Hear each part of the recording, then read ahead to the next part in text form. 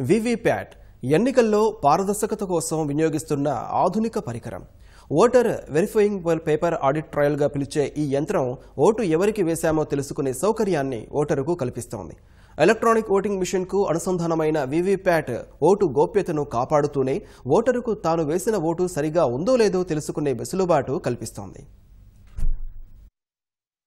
సార్వత్రిక ఎన్నికల్లో భాగంగా రాష్ట్రంలో వీవీప్యాట్లను మొదటిసారిగా ఉపయోగిస్తున్నారు. పోలింగ్లో పారదర్శకత కోసం వినియోగిస్తున్న ఆధునిక యంత్రం వీవీప్యాట్.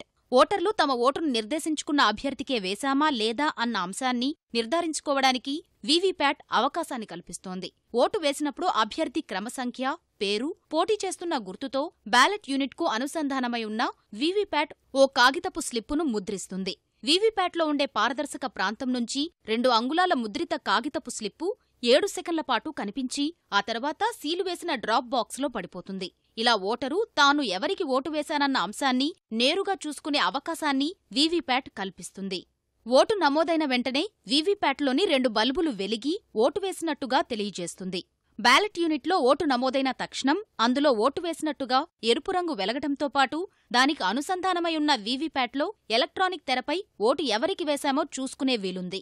7 సెకన్ల పాటు ఈ తెరపై కనిపించి ఆ తర్వాత స్క్రీన్ నలుపు రంగులోకి మారిపోతుంది. తద్వారా ప్రతి ఓటరు తన ఓటును వీవీప్యాట్పై ఉన్న చిన్న ఎలక్ట్రానిక్ తెరపైన దాంట్లో ఉన్న ప్రింటర్ నుంచి వచ్చే స్లిప్పుతో భౌతికంగా చూసుకునే వీలుంది.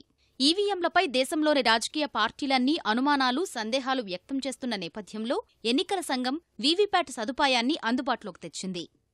పోలింగ్ కేంద్రంలో ఉండే ఈవీఎంలకు అనుసంధానించి ఉండే వీవీప్యాట్ పరికరాన్ని ఎన్నికల సంఘం రూపొందించింది. 2011లో ఓ నమూనా యంత్రాన్ని తయారుచేసి క్షేత్రస్థాయిలో పరీక్షించారు.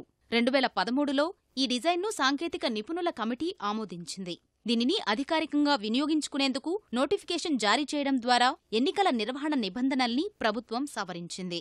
ఈవీఎంలతో పాటు వీవీప్యాట్లను తొలిసారిగా నాగాలాండ్లో వినియోగించారు.